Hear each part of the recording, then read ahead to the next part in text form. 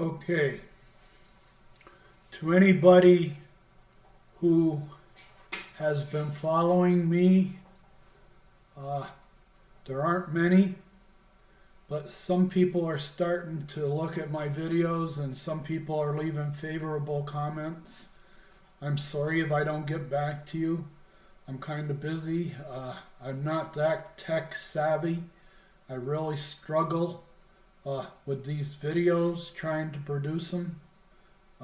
It's not easy, and I've seen where some of my videos, the audio changes like an echo chamber. I don't know how to fix it.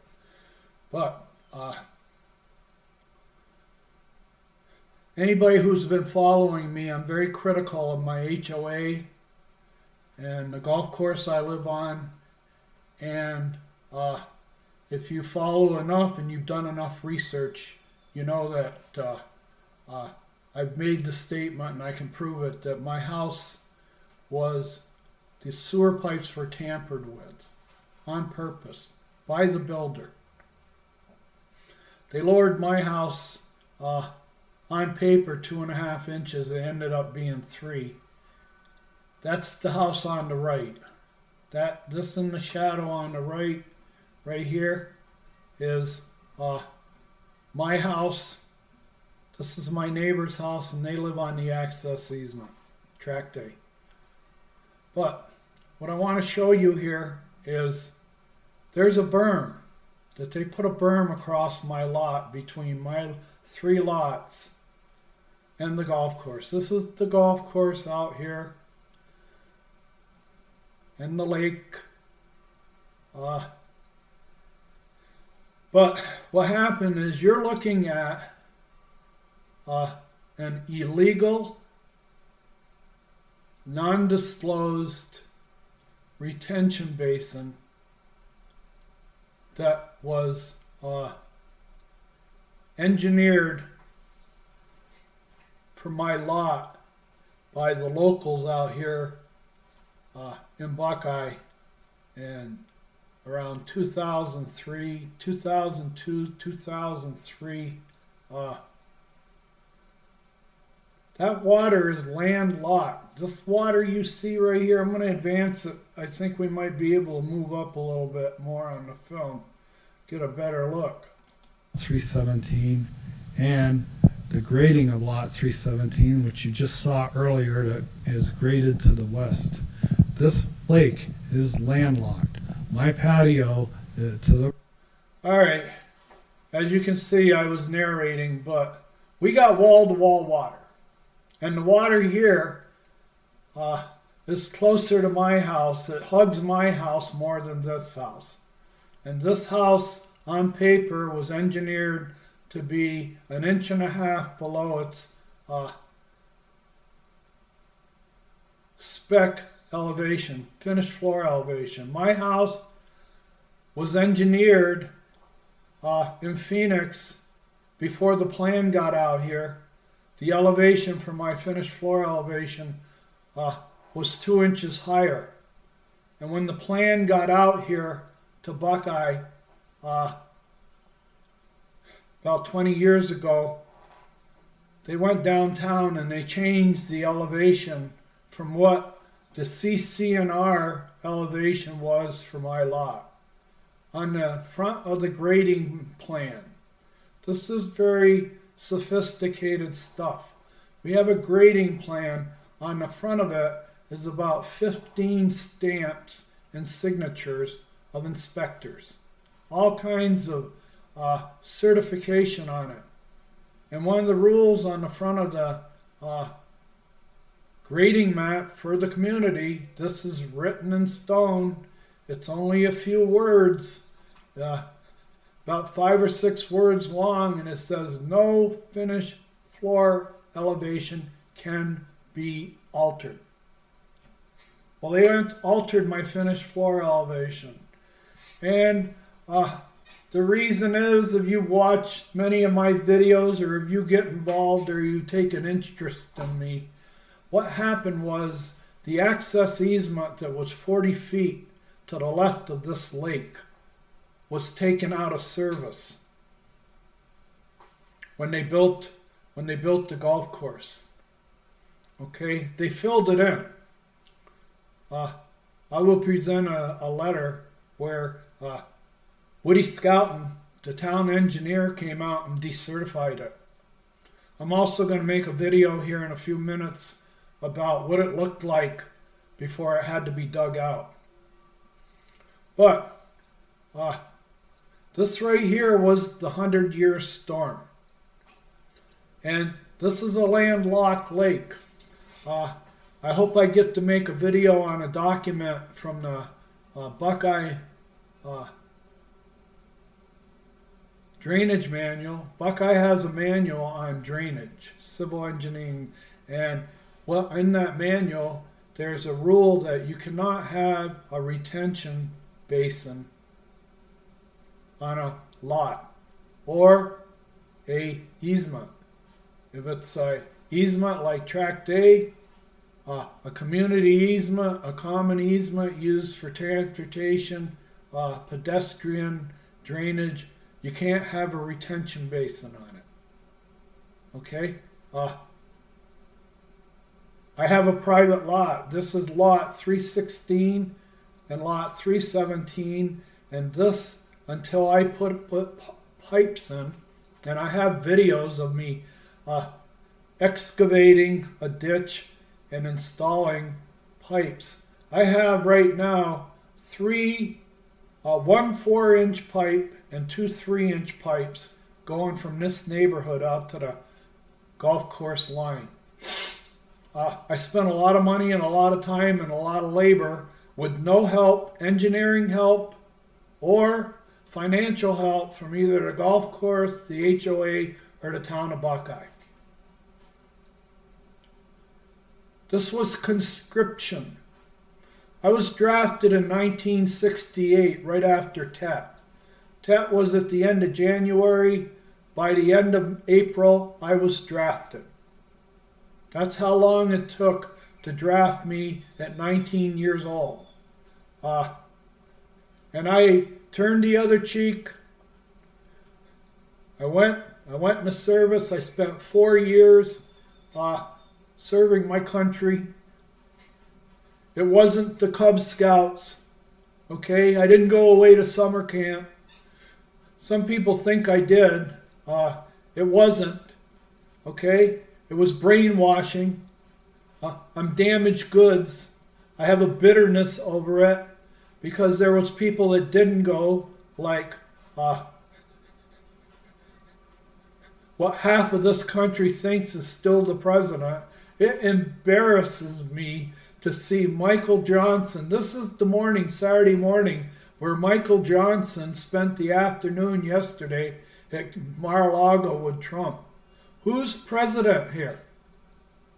I can't believe the Speaker of the House gives Donald Trump more time than they give me. Okay?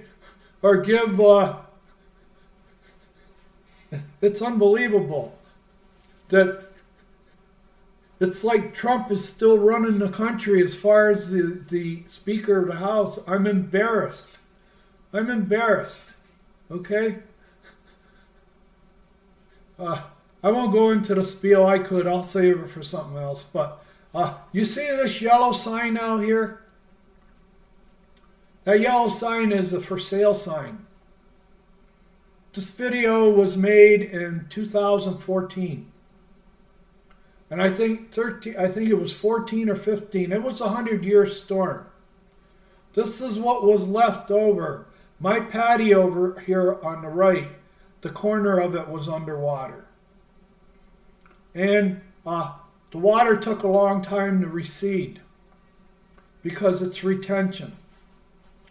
I'll explain to you detention and retention my way, and then I'm going to show you a quick definition of it at the end of this film. But that's how I got drafted by the local civil engineers in Buckeye who built my house.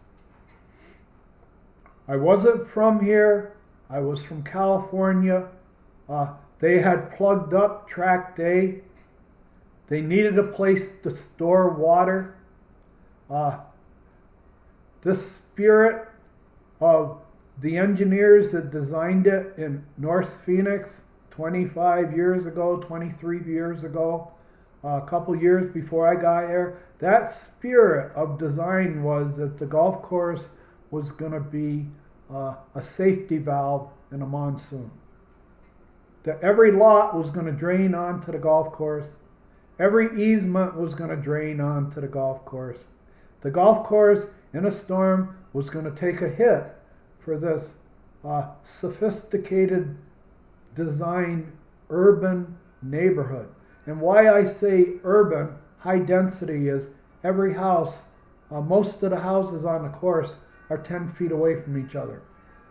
There's a few, if you built a really small house on an average lot, you might pick up a couple of feet between houses if you had the real small houses. But if you put a big house, one of the bigger houses on one of these postage stamp lots they got here, the house is going to be 10 feet away. That type of high density plan is very sophisticated. You have to have easements from ingress and egress. You have to have drainage easements. You have to have emergency ingress and egress. You have to have maintenance ingress and egress. These are sophisticated urban designs, okay? Like living in a city. They have to be there. It's nomenclature, okay? It's part of the uniform, okay? And right here, what we're looking at is in the Marine Corps what we used to call an Irish pennant. Why is this here? It's like a piece of lint in inspection going in the Marines, having a I can remember in the Marines I had a buddy who had a short stick. It was a little popsicle stick with like 30 days left on it for school before we went on leave. And we had an inspection one day, it was a air wing inspection, so it wasn't too serious. But he had the stick in his pocket, an Irish pennant. And the officer or the staff NZO questioned him kind of hard, "What the hell is that on your uniform?" And he goes, "It's my short stick." An Irish pennant. Anybody get that? That's what we're looking at here, an Irish pennant, an anomaly. When I was working on airplanes, we would call this an anomaly. The only thing with working on an airplane, if this happened, there's a way to forensically trace who did this. Who did this? Who decided to go extemporaneous, started to go on their own? When did you get permission not to follow the paperwork? Who gave you permission? I'm getting around to this because I want to know, because I have the permit for my house. If it wasn't for the people who lay pads out here or anywhere in Arizona, there's litigation if you don't lay it per the permit. If anybody was to come out and say fudge for somebody and it was found out that they did something without not by the permit, they'd be liable. The only reason I have a forensic for my house is, for one reason, serendipity. The other reason I have it is because of due diligence. Right after this event, I started telling people that I knew in Buckeye locally what happened, that I'm getting this huge lake, and they said, "You better look into it." I called a 35-year experienced surveyor from the other side of the valley out here, and he came out. I described to him, I says, "People here are telling me that I should call you because my patio, corner of it goes underwater, and I got this lake and it's not draining on the golf course. And the guy says, I'll be glad to come out. I'll put my equipment in the car, I'll be right out. And that's what he did. He was standing right about here. All the water was gone. It had finally soaked into the ground. He stood right here and, for about 2 minutes, and I described where the puddle started and how it grew. And he turned to me and he says, they made you it. Okay. What do you mean? They made you it. Everything is uphill from here. That's all he had to say. That's all he had to say. I've been working on airplanes and doing modifications and overhauls on wide-body jets, 747s, DC-10s, you name it, I worked on it. Doing every kind of modification, upgrade, whatever, and you had to do it by paperwork. And whenever the FAA discovered something like this on an airplane, something that was an anomaly that wasn't working right, they went looking for the person who did it. And they had a forensic. Or the person that did it without documenting it. That's where the belly of the beast is. The belly of the beast is people that don't document their work. This wasn't documented. The only where it was documented was on the permit. They weren't going to get my house lowered by a person, a contractor, laying a pad until that contract, the only elevation that contractor was going to lay that floor at is what was on the permit. That's why I have a forensic. That's why I have the permit. And I got due diligence as I got a surveyor, and the surveyor told me, we can't do anything now without prints. We have to have the master plans. Go get me the utility plans and the master plan. They have to give them to you. It's a Freedom of Information Act. I went down, I paid money to the town of Buckeye. I got 2 discs with all the plans on the front 9 on it. The master plans. The master utility and the master grading plans for the community. Then I went downtown, and I had gone downtown previously, months earlier, to the recorder's office, and I got full-size plat maps at $3 a piece of all the parcels on the front 9. I used to sell real estate about 40 years ago. So,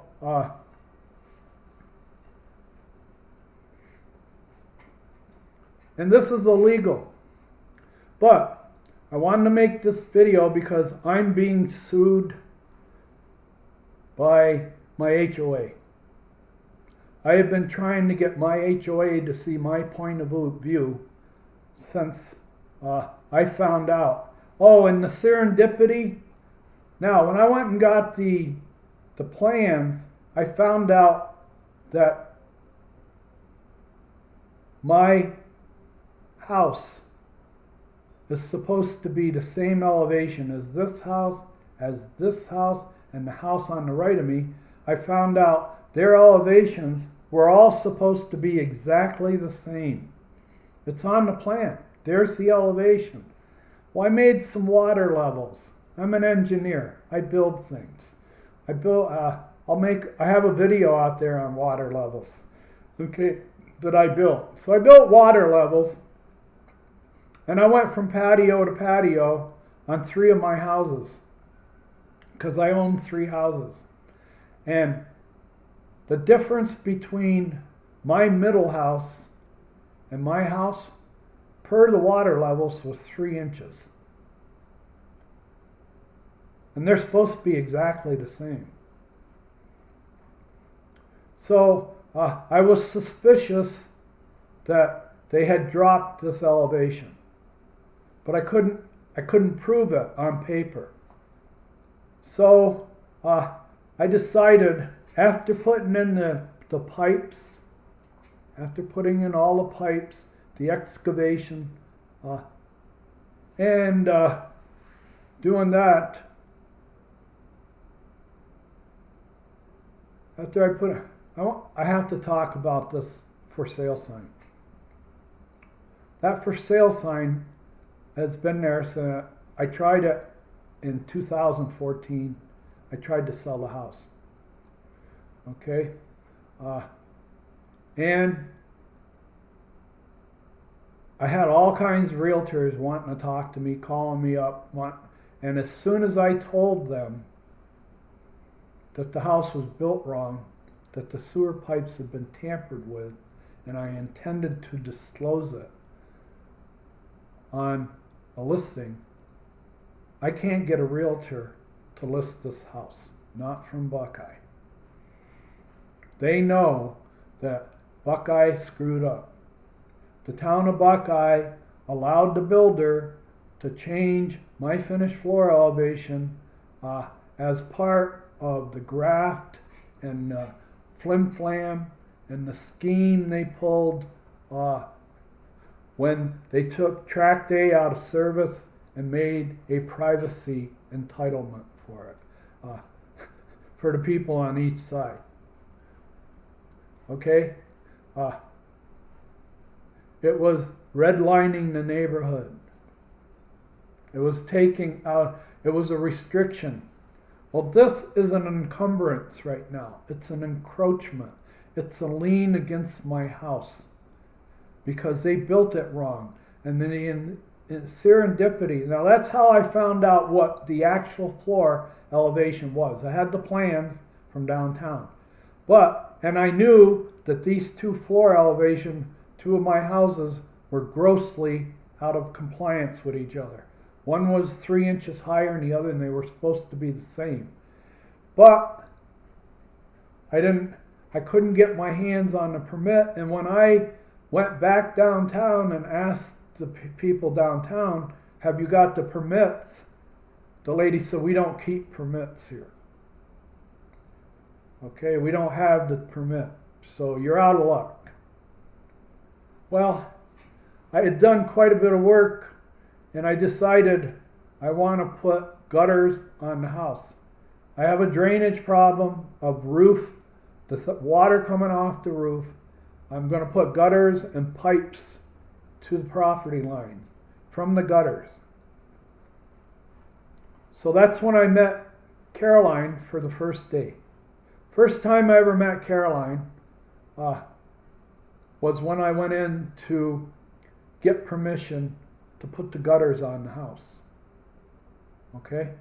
And Caroline was the epitome of professionalism, courtesy, friendliness, everything you would want from anybody. And she was kind of a contrast to Pat Pence Young, who was a little more starched, okay? A little more authoritarian, a little more my way is the highway, or the highway type. That's what I felt about her. And to have Caroline be so friendly and towards me. Well, I told her I want to put gutters on the house, and I explained to her briefly that what happened to my house, that I've been trouble with the HOA, I had trouble with Pat's Pence Young, we have a drainage problem. I let her know the first day, and that's why I wanted to put up gutters. So Caroline unknowingly pulled out the permit for my house. The Buckeye stamp, a copy of the Buckeye stamp signed permit for my house, so we could draw the gutters. So we could make it, we used it to draw where the gutters were going to be on the house. And I couldn't have been more happy or more satisfied when I walked out of her office. She was truly, I thought, what a breath of fresh air this is. After the last 2 or 3 years with Pat Pension. So she said, we're going to talk about this on our meeting. It might have been Friday morning or whatever. And I said, I'll be there.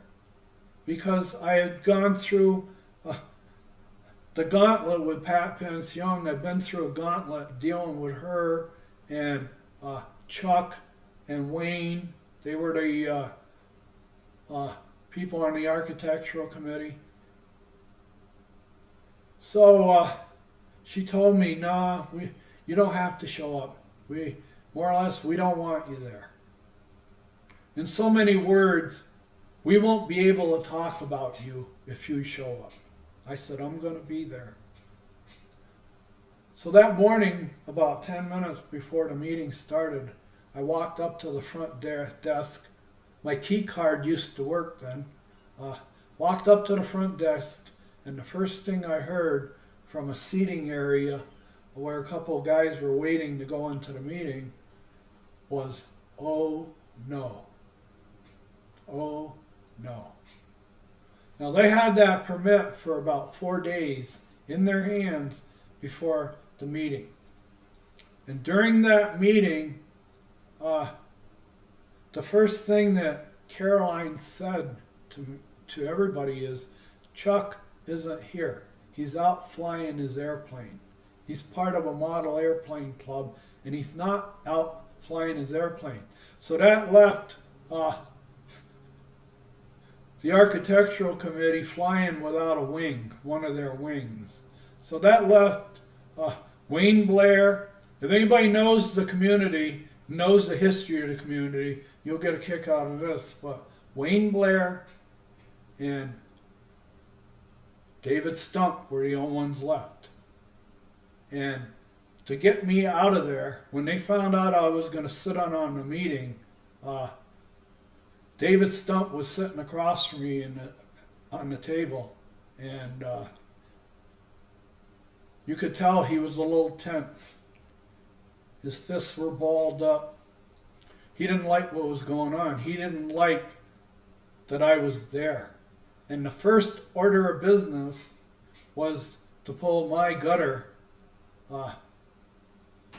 applications off the top of the pile. And Wayne Blair, he's not that articulate or forceful or passionate. He more or less, said we have to deal with the application for the gutters. And they went through the whole process, explaining what it was. And finally, when it was time for questions, David Stump popped up and went, what about the colors? Are the colors going to match? And I feel that up to that point, Caroline was on my side. She was doing her job. And Caroline's response to that was, they're powder coated. If he has to change the paint color on powder coated paint, it'll change the warranty. He'll lose his warranty. She stood up for me because her and I picked the colors. All right. Well, David Stump, they passed it. And then when it said passed, when it was decided we're going to let him do it, put the gutters up, David Stump's knuckles were white. Okay? He was steaming. And anything else you want to bring up? And I said, yeah, I want to bring up the security problem that we have north of the 6th hole. I said, trucks can drive right into Sundance Parkway, back up to my house, unload. Well, I didn't even get that far. As soon as I said security, because some people want a wall where the 7th tee is and the 6th green, They want a wall through there so people can't come through there. But that's where they bring the trucks through for the local Ford dealer for the hole-in-one contest. So he wasn't going to hear anything of my concerns about privacy, because I told him, I said, we're half a mile from the freeway. The guy can empty out my house and within half a mile be on a freeway and be gone. Well, David Stump jumped up, and you're disturbing our meeting. I'm going to call the police. He threatened to have me kicked out.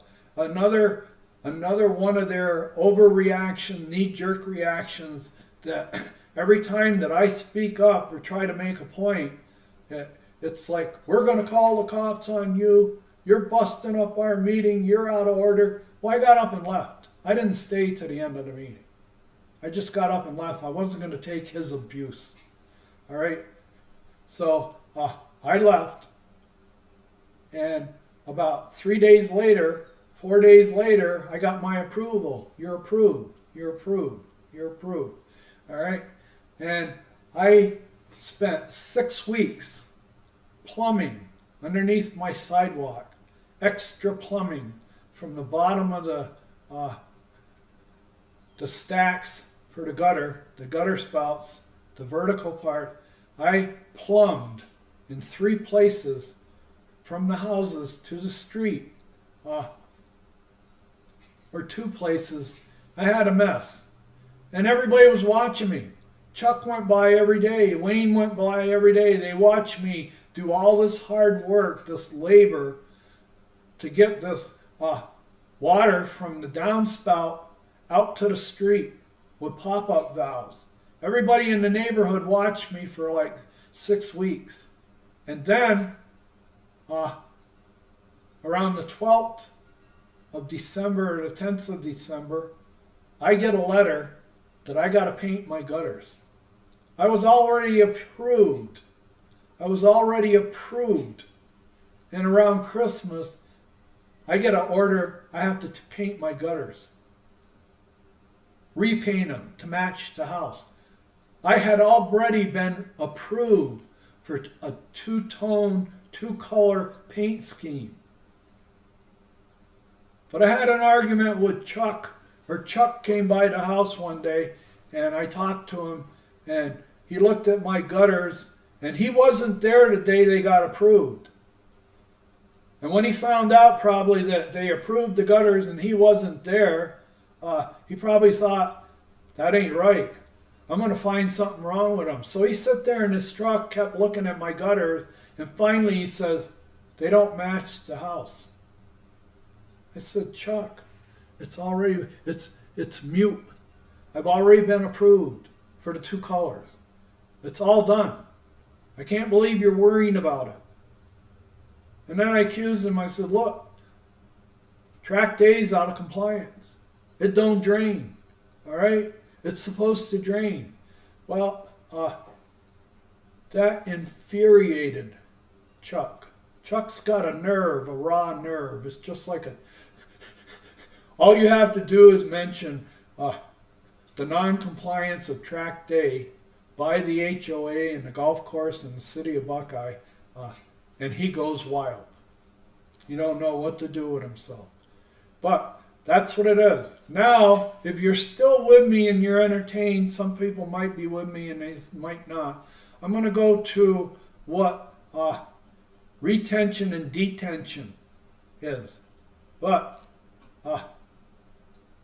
before I leave, the surveyor leaves, and I get an appointment with Woody Skelton, Phil Marcotte, and who shows up but Ed Kelly. And they were all standing here, and there was a ring around the tub right here from the storm. And I told Woody, I asked Woody Skelton, you see that ring around the tub?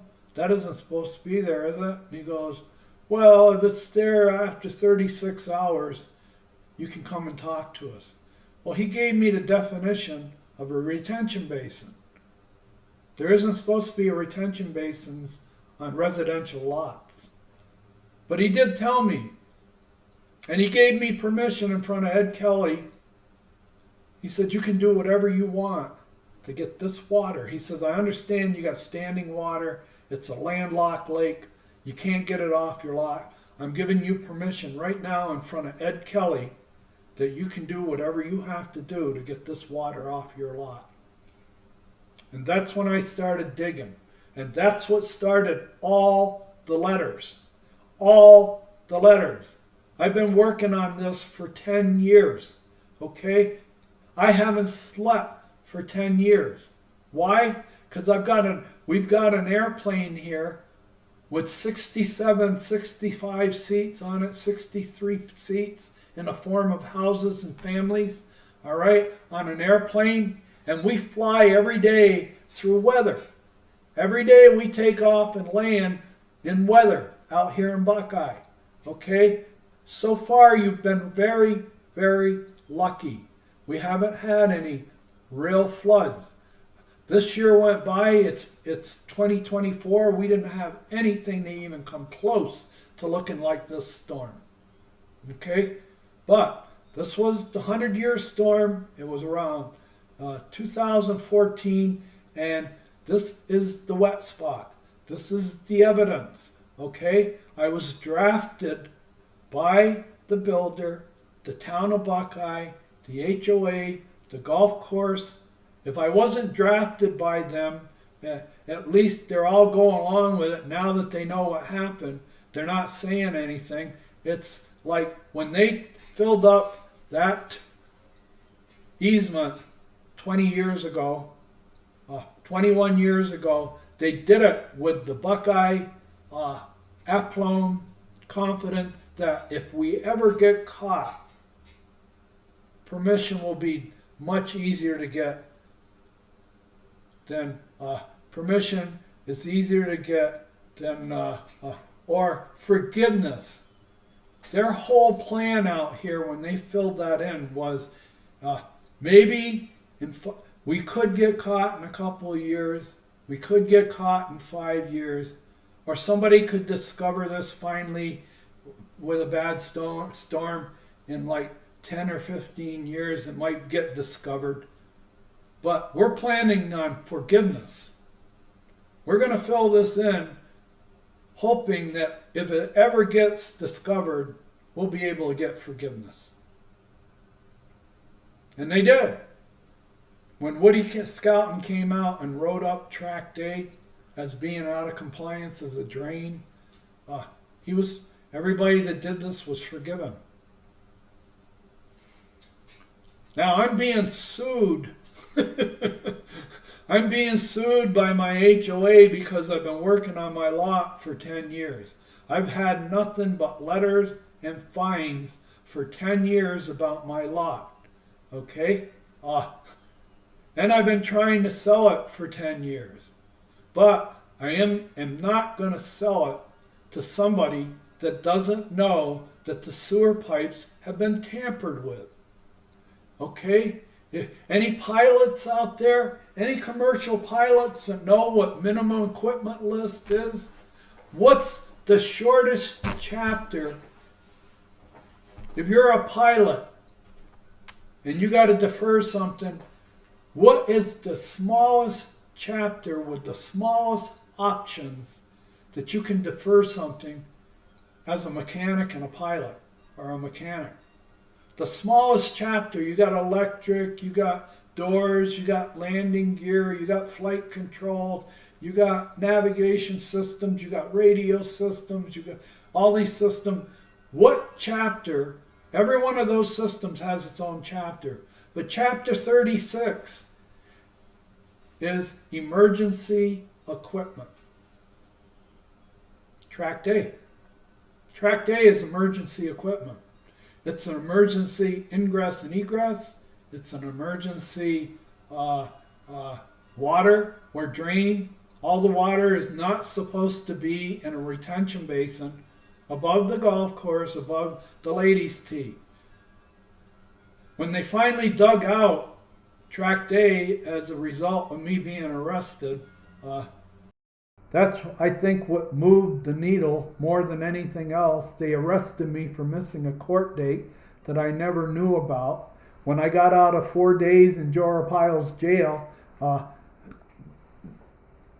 this young Dukes of Hazzard judge, flying his Confederate flag, held up my summons and said, "Of course you didn't know about a court date.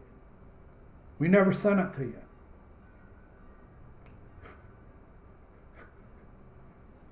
This is the Dukes of Hazzard out here in Buckeye. You're not going to come out here with your city plat maps and your what you think your urban plan, your urban sophistication, and try to open that up. We stole it fair and square 20 years ago. Graft. We took something that was meant for everybody and we redlined it. We restricted it. We segregated it. We took it out of service. Now, all the servants on the plantation here who serve us, and I do, I serve their privacy every time I pay my dues, and I was paying 3 at a time for about 10 years.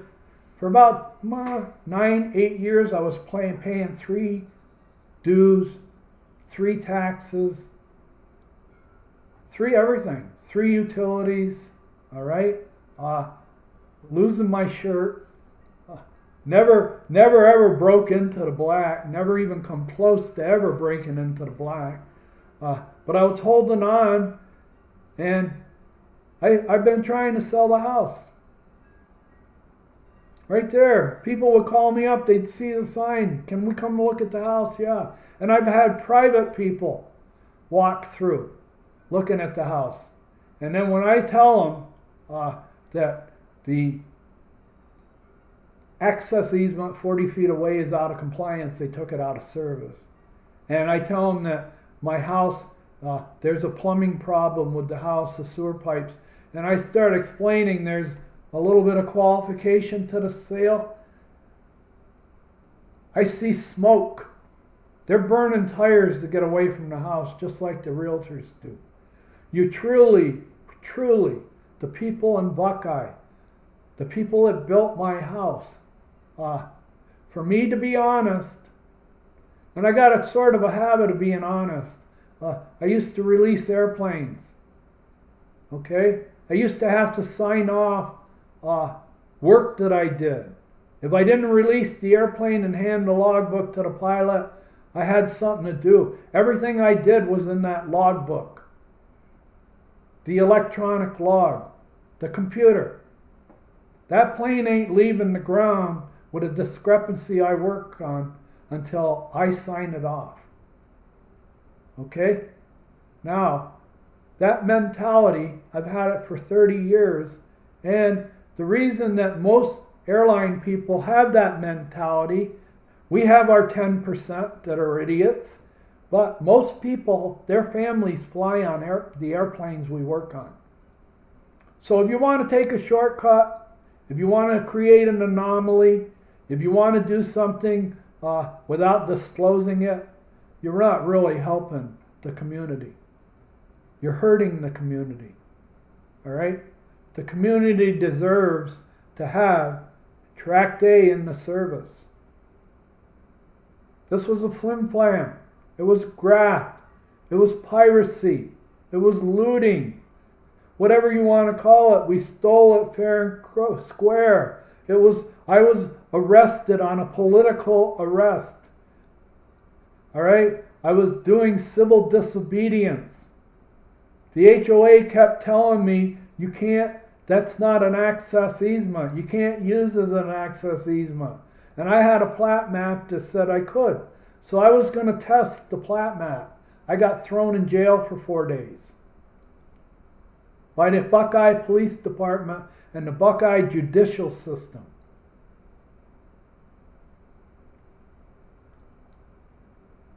And now I have a record because I just signed, I said I admitted to it just to end it. This was like 3 or 4 months of trying to talk to lawyers. I even paid a lawyer $5,000 to have him roll over and play dead because they weren't going to talk about my civil rights and due process Every time I talked to any lawyer, I went through about 4 of them. Every time I said I got arrested on a warrant that I was never served on. We're not going there. Not in Joe Arpaio's Maricopa County.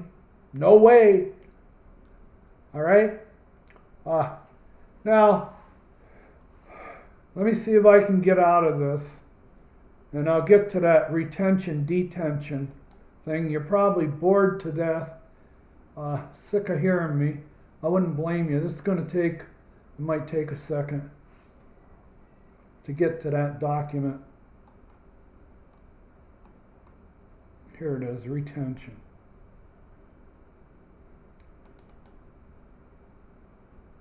I think it is retention.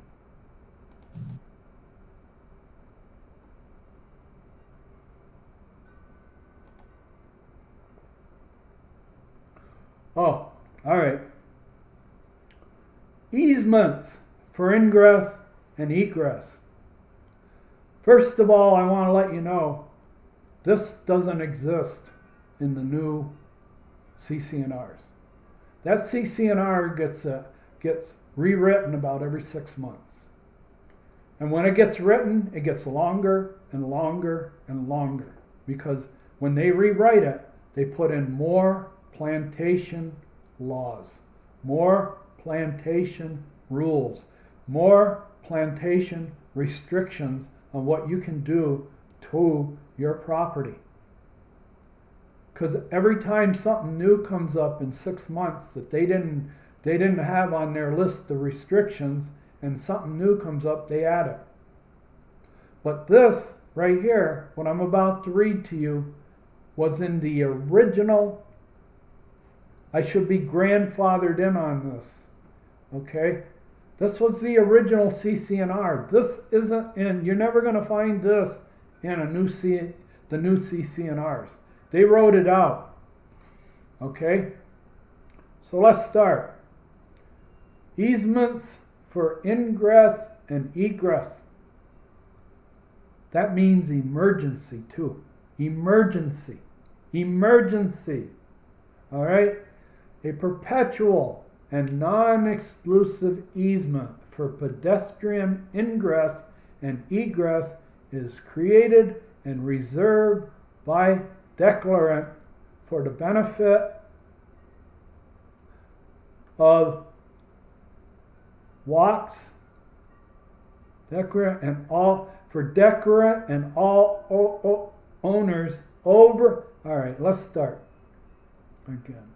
A perpetual and non-exclusive easement for pedestrian ingress and egress is created and reserved by the declarant for the benefit of the declarant and all owners over, through, and across all sidewalks, paths, recreation trails, walks, and lanes that may be constructed within the project, except to the extent designated as common areas, solely for use of the owners within that particular neighborhood, village, or commercial park. Additional, a perpetual and non-exclusive easement for vehicular, pedestrian, and ingress, egress, and egress is created and reserved by the declarant for the benefit of all owners over, across, any master common areas and all sidewalks or public or private easements that separate the parcel, living unit, or commercial unit from any adjacent public or private street. The right of access described above will remain at all times an unrestricted right of ingress and egress. I'm sorry for struggling through that. I'm not wearing my glasses, and I'm not that smart, okay? But, or articulate. But You're not going to ever find that now in the HOA. That was the original HOA. They sent that to me a month or two after I bought the house. Okay, I probably got this CC&R, and it was only a few pages long. The CC&R right now, it's ridiculous because they keep, like I said, they keep writing more and more restrictions. But they got rid of this, and I want to talk about right here for vehicular.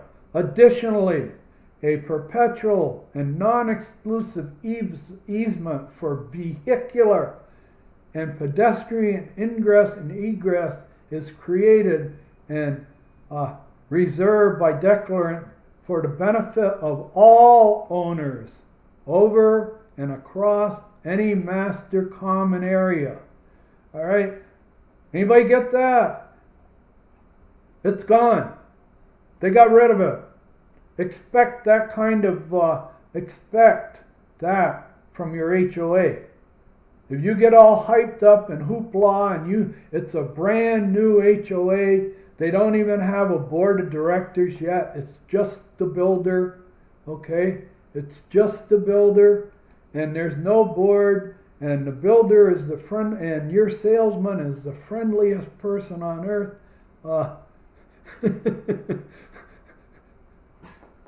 I got to put my glasses on so I can see what I'm doing.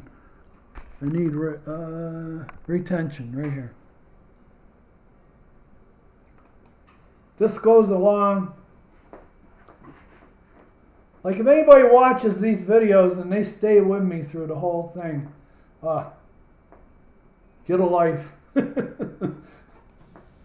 All right. These two paragraphs are from the Maricopa County Flood Control Manual.